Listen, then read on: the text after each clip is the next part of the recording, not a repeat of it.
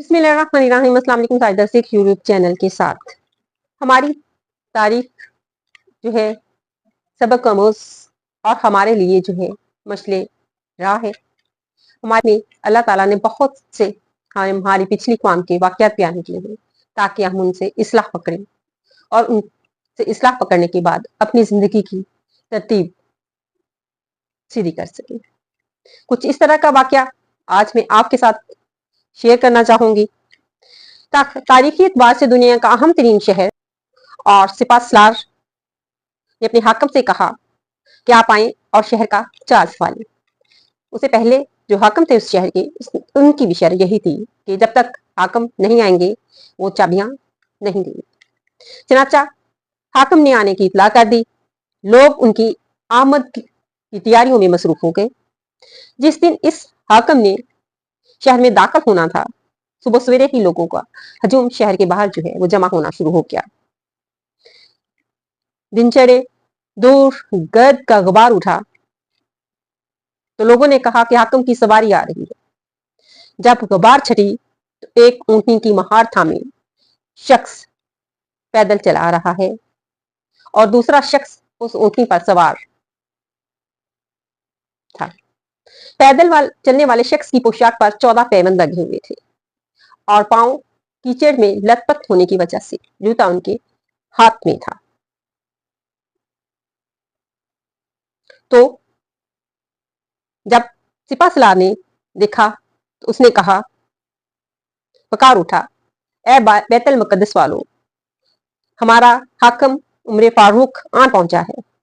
बैतुल मुकद्दस वाले रूमी हुक्मरानों के ठाठ बाट जो थे वो जानते थे।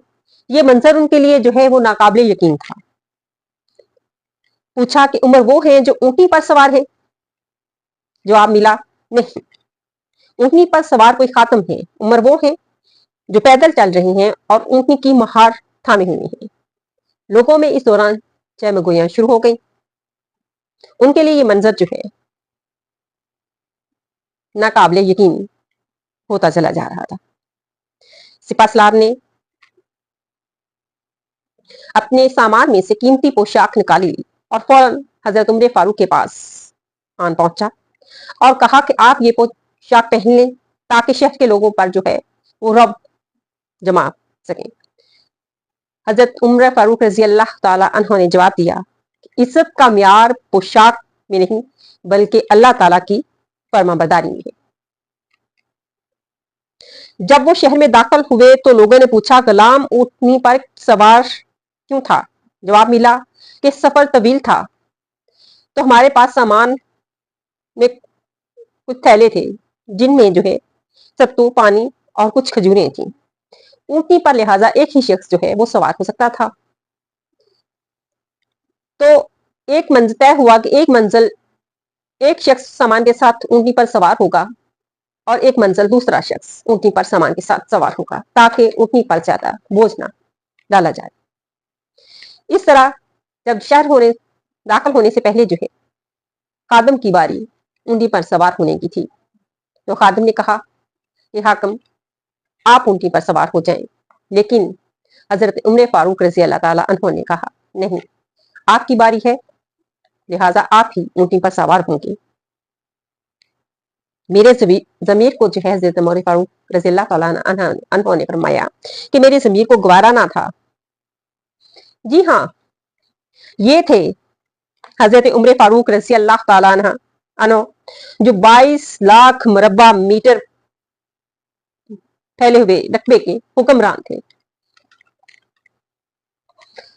और ये थे वो सहाबा जिनकी तरबियत खुद नबी पाक सल्लल्लाहु अलैहि वसल्लम ने खुद की थी। ये दुनिया अगर सात मरतबा भी बनाई जाए तो उमर फारूक जैसा हुक्मरान जो है वो पैदा नहीं कर सकती। हजरत उमर फारूक रजी अल्लाह ताला अन्हु के पास अल्लाह की हदायत और नबी करीम सल्लल्लाहु अलैहि वसल्लम की ट्रेनिंग थी। जब आप पाकिस्तान की सड़कों पर 14 से 17 करोड़ की लैंड क्रूजर देखें और कहें, आपके जहन में ये ख्याल आए कि ये जो लैंड क्रूजर पे जा रहा है शख्स, ये कोई कारोबारी आदमी है?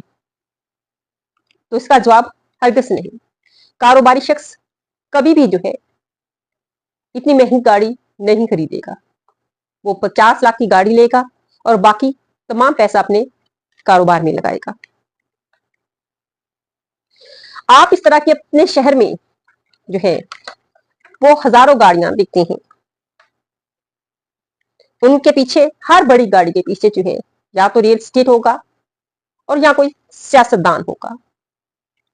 उनमें ना तो कोई महंगी गाड़ी वाला कारोबारी शख्स होगा और ना आम आदमी की इतनी बुकत है कि वो खरीद सके।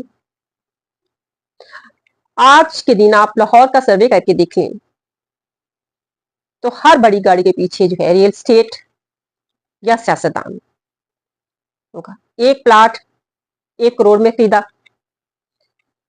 और फिर जो है 5 साल के बाद उसको सेल किया तो वो जो प्लाट है वो 5 करोड़ का हो गया। और इस तरह से इनके पास जो है ये पैसा आता है। और इसी वजह से जो है इंडस्ट्री पीछे हटकर रियल एस्टेट में पैसा, इंडस्ट्रियल जो लोग हैं जब उनको वहां ज्यादा पैसा मिल रहा हो रियल एस्टेट के कारोबार में, तो वो इंडस्ट्री को छोड़कर जो है बजाय कि कोई इंडस्ट्री लगाए, वो रियल एस्टेट में पैसा लगाना शुरू कर दिया। आज से 10 साल पहले 100 मिलें थी जो कि आज कम से कम 1000 मिलों के करीब होना चाहिए थी पाकिस्तान की। लेकिन बदकिस्मती हमारी कि जो मिलें थी वो भी बंद हो गई और जो चल रही हैं वो भी बंद होने के करीब है। आपकी प्रोडक्शन जो है वो बंद हो चुकी है। अब ना टैक्स आएगा और ना ही रेवेन्यू जनरेट होगा। और ट्रेन इंडस्ट्री जो कभी बैकबोन तस्वर की जाती थी पाकिस्तान की, अब क्या हो रहा है? जिस बंदे के पास 20 या 30 एकड़ जमीन है तो वो इंडस्ट्री के चक्कर में नहीं पड़ेगा।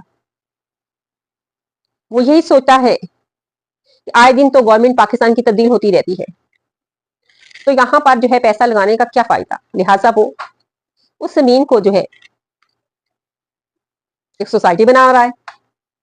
और आप लोगों ने हर शहर के बाहर जितनी भी पाकिस्तान की जरी जमीन है उसका 50% हिस्सा जो है वो सोसाइटियों में तब्दील होता दिख रहे हैं। और अनकरीब पाकिस्तान में जो है ज़राअत का शुबा जो है पहले ही नीचे गिर चुका है, मजीद जो है वो नीचे आएगा। और जब उस शख्स के पास इतने पैसे आ जाते हैं, जब वो सोसाइटी से प्लाट बनाकर बेचता है, तो वो खुद को पाकिस्तान में फिर नहीं रहता, वो अपनी फैमिली को जो है बाहर के किसी मुल्क के, कनाडा, ऑस्ट्रेलिया वगैरह में शिफ्ट कर देता है और फिर खुद भी वहां पे चला जाता है। और इस तरह पाकिस्तान जो है वो सिर्फ और सिर्फ उसकी टीवी की खबरों में ही रह जाता है। ये हकीकत है इस वक्त पाकिस्तान की। और हम इसमें पिस रहे हैं। Middle class, lower middle class जो है वो पिस रही है। अशराफिया के मजे हैं, यहाँ से उठाते हैं, कमाते हैं, पैसा बाहर ले जाते हैं और आवाम को जो है, आम आदमी को जो है वो टैक्सों के लिए छोड़ दिया जाए। इसी के साथ नए वीडियो के साथ हाजिर होंगी। इजाजत चाहूंगी। अल्लाह हाफिज।